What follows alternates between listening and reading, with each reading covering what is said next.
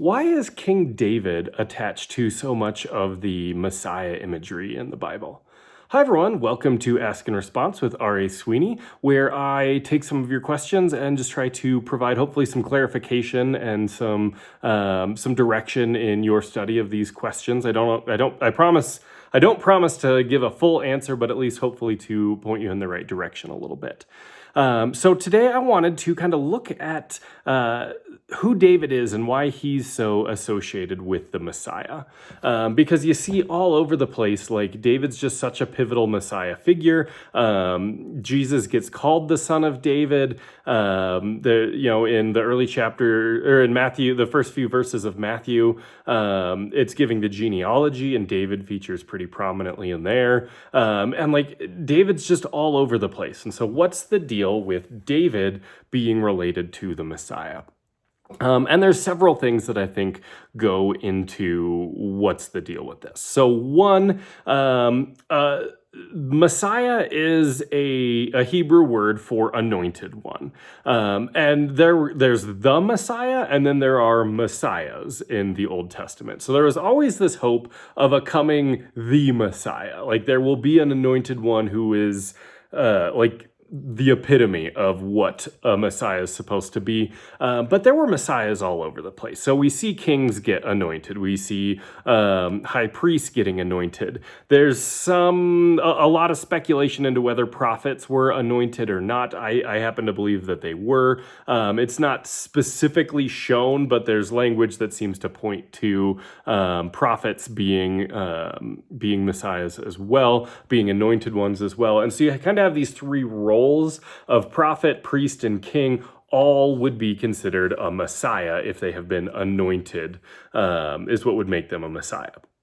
But definitely the priest and the king are the big ones that get focused on, with prophet being maybe a secondary one. And so if you want to really dive into this, I have a book called The Shoot of Jesse that it's 25 days of, a few pages each that kind of builds the idea of the prophet, priest, king, Messiah figure. I built it around an Advent study, but you can do it whenever you want.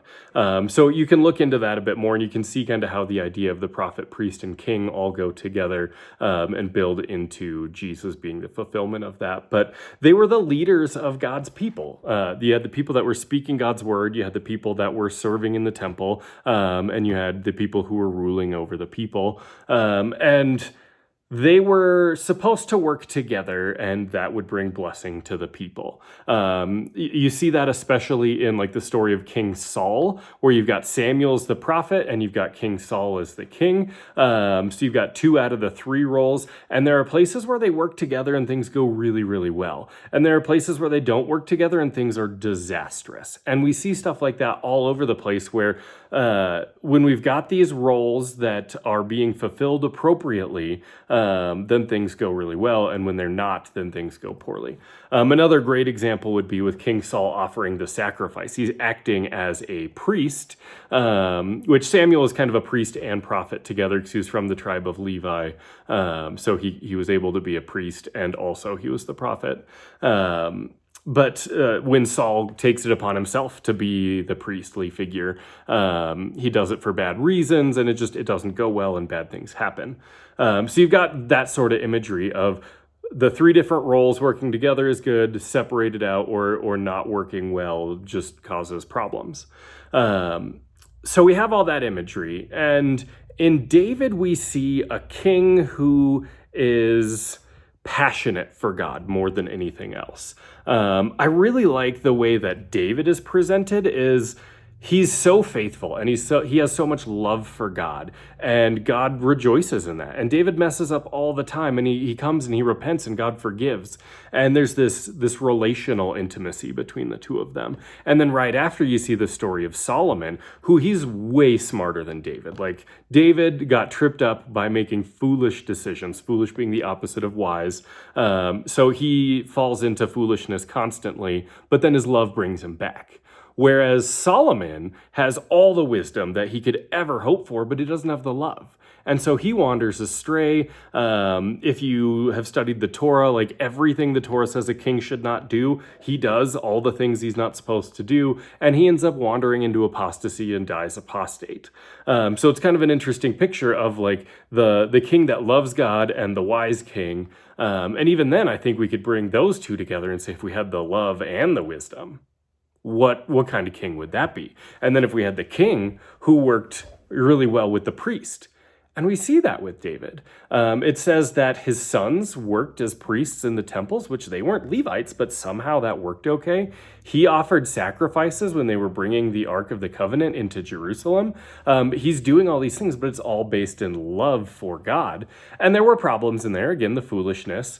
So maybe a wiser David would have had things go a little bit better, but there's this passion. So if we had the wisdom of Solomon mixed with the love of David, and David's also bringing together the priestly line or priestly activities into what he's doing. He wrote a lot of the Psalms, so he's acting kind of like a mouthpiece, like a prophet. And so David's bringing together these three roles very imperfectly, but he is bringing together the roles. And his love for God and his passion for God and the amount that he repents when he wanders away from God sets up this dynasty that we're looking for a new and better David.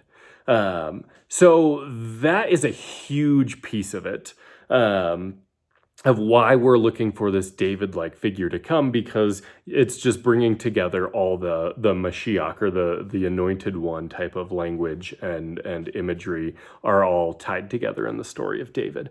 But the other thing that I think is really interesting is David is a Hebrew word that means beloved, or the loved one. So David is the loved son. We'll remember that David is the son of Jesse, which comes from Hebrew meaning like I exist is more or less, that's how I translate it, as I exist. So it's this verb for like being or existing, and talking about it in the first person. So I exist is how I translate that. So you've got this character named I exist, and his son is beloved. And then when you look at the story of Jesus, I exist matches pretty closely with the idea of I am or I will be. So the one who exists has the beloved son that comes. And so some of that, I think, ties in that Jesus is the beloved son of the one who is, just like David means beloved son of a guy whose name means I exist.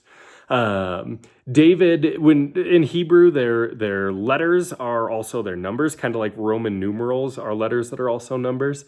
And so if you add up the numbers that David is made of, it comes to the number 14. So it's like double 7, which 7 being a picture of like Eden and the seventh day rest and all of those things. And so David is really bringing together that, the seventh day rest idea with the beloved son of the one who is idea, with the three roles of the Messiah. And all those things are kind of coming together in this one person of Jesus. And so I think that's what we're supposed to be seeing when we look at this, to figure out like what's the deal with David? All of these things is what the deal is with David. So that's what I have for this one. I hope that was a blessing. If you are liking these videos, make sure you subscribe so you get the weekly video that I'm putting out. If you like these, it helps other people find them. Sharing these with other people that are nerdy like me would just help grow the community that I'm trying to build here. So any of those things I would greatly appreciate. If you have questions of your own that you'd like me to address, put them in the comments or send me an email, whatever makes sense to do. But I'd love to hear from you guys and try to answer your questions in future episodes. But for now, I'm really grateful you guys were here. Thanks for sticking with me through this, and I hope this was a blessing. We'll see you next time. Thanks, everyone.